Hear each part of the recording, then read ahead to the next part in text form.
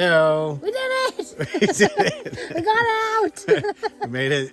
We made it through the 100-mile wilderness. Plus Baxter and Katahdin. We are at the parking lot on ME15, and Shaw's is coming to get us.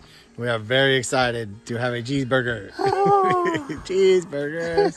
We are very excited. We're probably going to spend so a Nero today and a 0 tomorrow, and depending on the weather, we may do a second day and just how our bodies are feeling, because we're pretty beat up right now. Today is Wednesday the 3rd, and we started on Wednesday the 23rd, so it has been 13 days and a little bit, 13 and a wake up, that we have been in the woods, lost and alone and broken.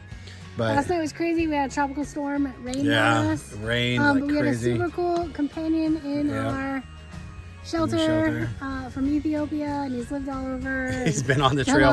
He's been on the trail for 13 months. He is almost done. He's doing craziness, but very smart, very cool guy. Very at peace with the world and his everything. So very cool.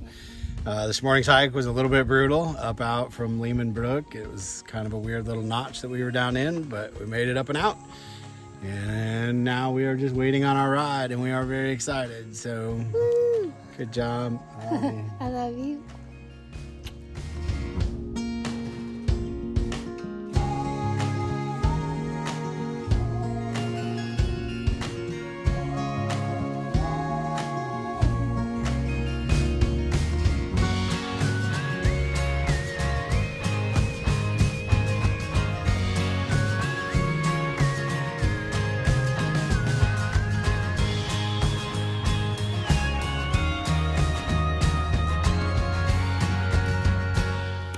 Hello, everybody.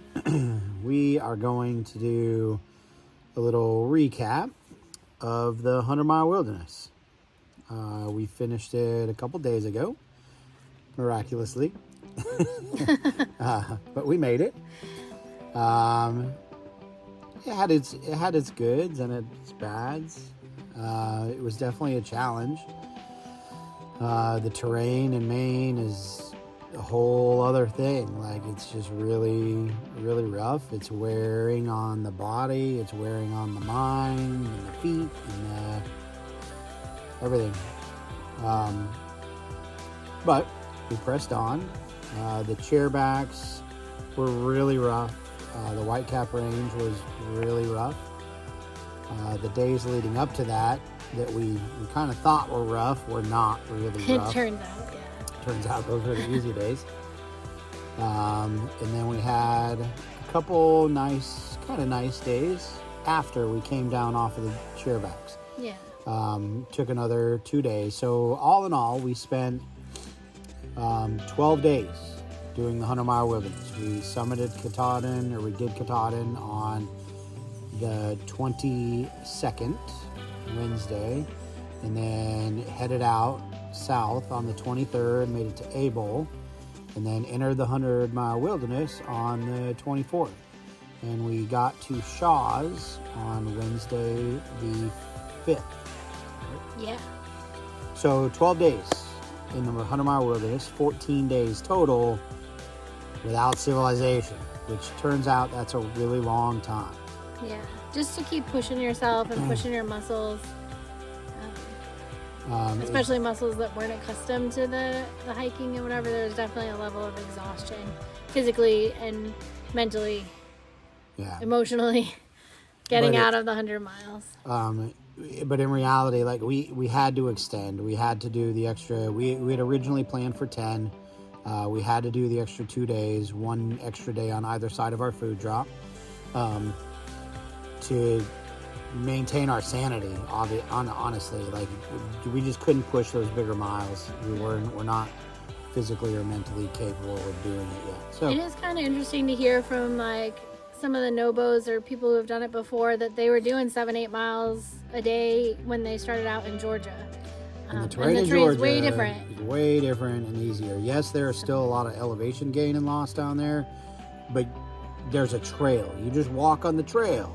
It's covered in pine needles. It's great. Here, well, that's one of my big beasts with the 100-mile wilderness. Or just, and I don't know Yeah, she doesn't call it I don't the like to Appalachian Trail. focus on the negative or whatever, but I think there's a lot of maybe, I don't know, the honesty piece that comes out in the research and the videos and things like that. You see a lot of the great views, you see some of the struggle, but I don't know that people really put the struggle all out there. And I don't want to focus too much on the struggle. That's something I learned in the 100-mile wilderness is I can cycle pretty bad into the it's too hard, it hurts mentality. But I also want to like really honestly address it that it's not much of a trail. It's a lot of rock scrambles and roots and mud bogs and things that you don't really deal with much in the South. So, us averaging 8 miles a day up here, out of shape, and I mean, we're still doing really good, but it's also hard to wrap your mind around that. Like you feel like you're going really slow. Yeah. But in reality, you're not. So it's hard. Anyways, so the 100-mile wilderness was great in some regards. We had some really awesome moments. One of my favorites was sitting in a river in the rain in the middle of nowhere in the mountains of Maine for like an hour. We just went and stripped down to our underwear and sat in the river for an hour, and it was great. And it rained on us and everything, but it was awesome. It was wonderful to have that moment together, and those are the moments that we tried to pick out each day that was kind of surviving us through those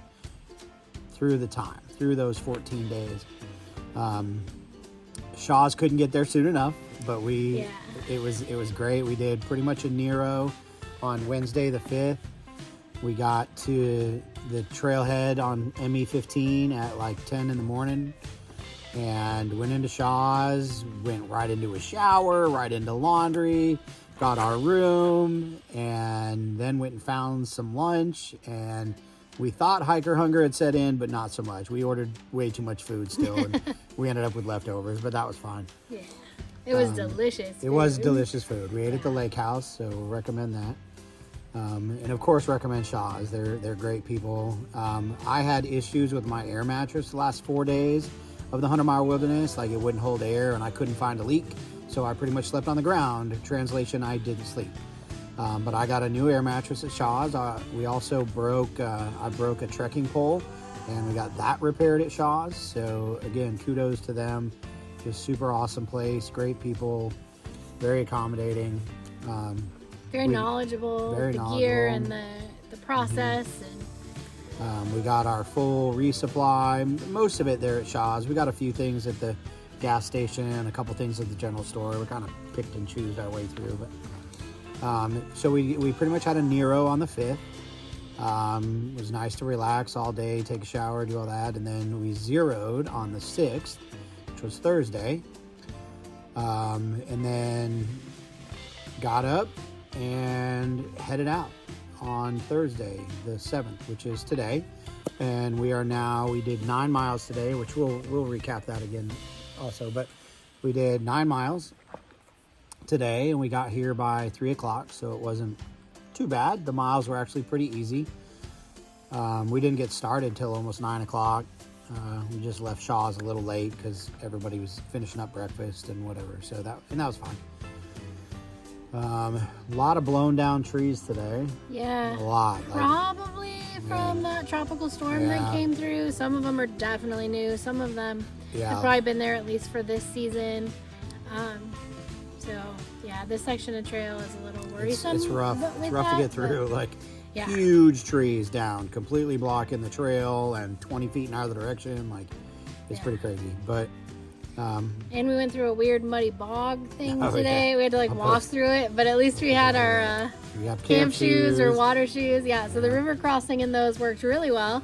I did not know that my little Sketcher guys were gonna do okay in the water, but they seemed to do really well in that little river. And then we had to walk in this super gross mud.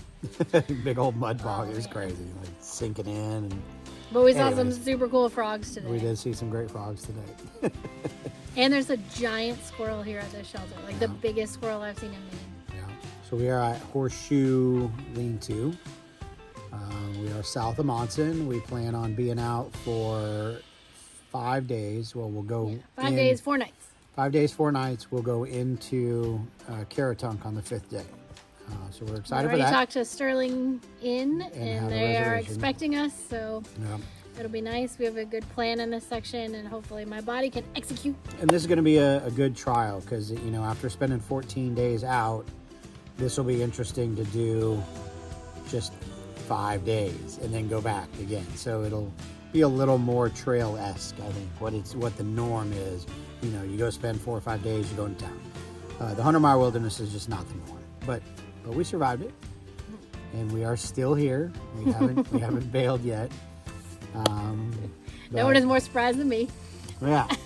So that's our 100-mile wilderness recap / days 14 and 15, Nero and Zero at Shaw's, and day 16. So I will try and plug in some pictures for today. But that'll be mostly it. And we'll sign off from day 16. We're still southbound. We're 123 miles in. Right. We're surviving. We're doing it. All right. Till tomorrow.